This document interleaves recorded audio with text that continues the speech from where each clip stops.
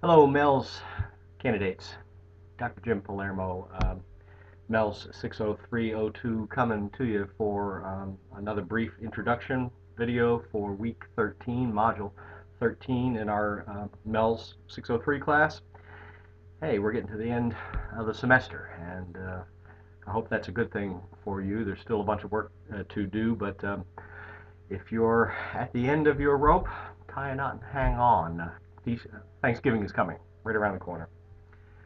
So what's up for this week? Well, let me start here in Blackboard at the MELS 603 Content tab and look at Module 13 Content.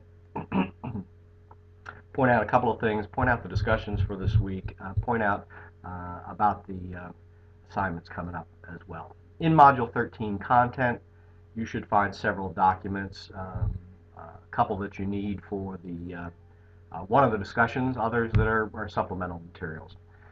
I've been treating most of the text as supplemental materials too, but though a broad topic of student discipline and the law is woven in with the readings this week and with some of the activities. So there is a connection on some of this stuff. I also really liked this Time magazine article I came across last summer. I read it on the beach and footnoted it. Resources. A whole bunch of our course is based on the notion of taxpayer-funded public education and the current model that we have in place for K-12 education, specifically in the state of North Carolina. A lot about resources and funding for schools is based on the notion that paradigm, that model, our current model of public schooling is going to continue in the future. That's not necessarily a done deal. And if you think about vouchers and charters and the way things are changing today, when you're ready to leave a school in a couple of years, what will the current paradigm be? Well, adaptive education, this short little article, not scholarly article, might give you some ideas about how online or virtual learning may affect what you do in the future. And I encourage you, if you're an innovator, if you're interested in doing things a little bit differently, to think about alternatives to the current brick and mortar physical institution that we think of as education, and how might education services be supplied to students in the future.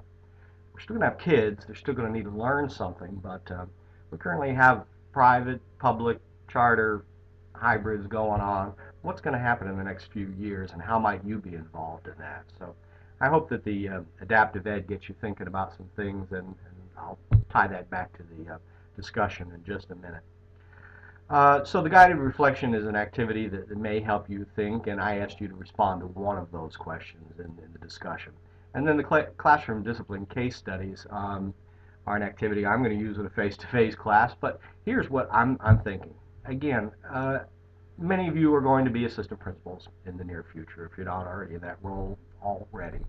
Many APs find that they are shackled with dealing with behavior, discipline, classroom management, and in my experience, teaching BTs, teaching any teacher in the spectrum of experience of how to better manage their classes results in fewer discipline referrals and less headaches for you as an administrator. So any way that you can move this into a teaching model and help teachers get better at managing student behavior, it's going to be an easier task for you. So as an AP, I worked with beginning teachers and as a mentor to them and tried to help them get better. And classroom discipline case studies may be a tool that you can use with BTs to get some conversation started around classroom behavior management.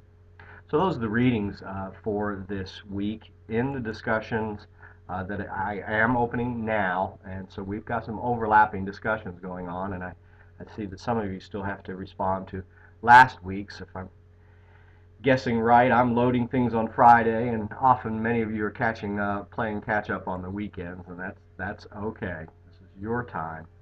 But for Module 13, there are two discussions. One on student rights, which really is about behavior management and classroom behavior, and the law, due process, and so respond to that. And then this is a response to that article on adaptive education. Um, we've done a, I have done a protocol in class before where we read something, pick a sentence, one sentence, quote it please, tell why that sentence really stood out to you, resonated with you, why it was significant, why it was important to you, and then respond to someone else. So think about the future of public education and how, again, you might lead in the future. Then the other big rock for this week is back in content again. You do have a SciApp D and E coming up soon. I have tweaked that deadline just a little bit so that it is December 3rd, but that's coming up. And in the content, there are a couple of exemplars to give you some ideas, one idea anyway, about how you might proceed with your D and E. So let me show you that one now. I don't think it's perfect, and I believe that the SciApp can take lots of different forms and formats. In the Artifact 6 exemplars folder here are several documents. Uh, this is a part E, I'm sorry, this is C, the teacher working condition survey analysis and presentation. This is E, it says so, the graphic organizer. This document contains SciApp parts A through D, A through D, I'm sorry, A, B, C, this is C, A, B, C, and D are here. So if you want to try to get a sense of how does it flow from A and B all the way through to the D and E that you have due now, this may be a document that can help you out. So let me open Ms. Presley's uh, SciApp. Now, you should have completed A and B a while back. If you did not, take a look back at this stuff. Student achievement data, attendance data, teacher effectiveness data, lots of data in Part A. Disaggregated data in Part B. So A and B, lots of data for the data image project. Remember, C skips over and goes to that a PowerPoint presentation of the teacher working conditions survey. And then D, here's how it works in my school district, and it may be different in yours, and that's fine. We do a 2-year cycle currently of school improvement, and in putting together the new school improvement plan, we look at a broad, we do SciApp Part A and B. We look at a broad variety of different data, student achievement data primarily, but also discipline and attendance, and we look at a broad swath of data, create a needs assessment or needs analysis of that data for Part A and B. That would be the SciApp A and B, all the data and the data disaggregated. C is the TWC. Now, often in our school improvement process, annually, we sit down and say, okay, we know the big picture for our 2-year school improvement plan. What are we going to focus on this year? What is our annual cycle about? And in my interpretation of the SciApp, that becomes focus group part D, the annual cycle of what are we focusing on this year. We know there are many different goals and objectives for student achievement, for climate, for parent involvement, but what can we swallow this year? And that is often driven by student achievement. It's often driven by the most recent EOG or EOC scores. Sometimes it's driven by the district or federal initiatives to incorporate a new test or new higher order thinking. Sometimes the focus group has to adapt to outside forces to come up with a plan. But if you read through Ms. Presley's SciApp, you'll see that they took the data from a broad input of data in A and B and focused it for a 1-year project, and that is her focus group project D.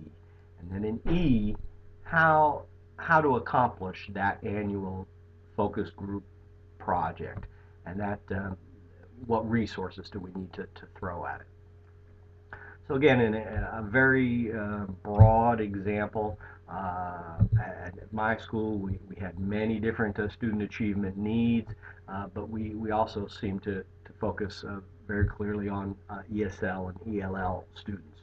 So if ELL students in 6th grade and reading were our focus for this year, then what resources can we throw at that?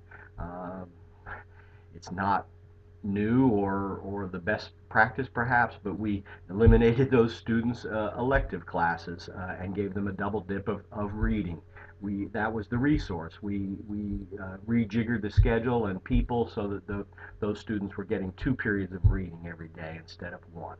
And you probably do something creative with your staffing, or your schedule, or the few monetary resources that you have in order to help reach your annual goals. That's part E.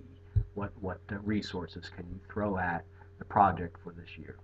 So write up your SIAP Part D and E and submit them to me in Blackboard, please. They should be submitted as separate documents, D and E, and they should be in by December 3rd. That will give me a good week to grade those, turn them around, give you a second opportunity for another attempt in Blackboard if you choose, and for me to get my grades in by the second week of December. The end of the semester is rolling around. In 603, you are halfway through the program, so as you're able to check things off and get them done and say, I've successfully completed 603, you will be 3/5 through the MELS program.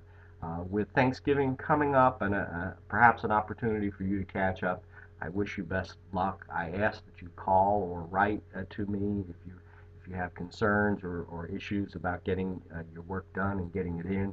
But have a wonderful Thanksgiving with your families and significant others, and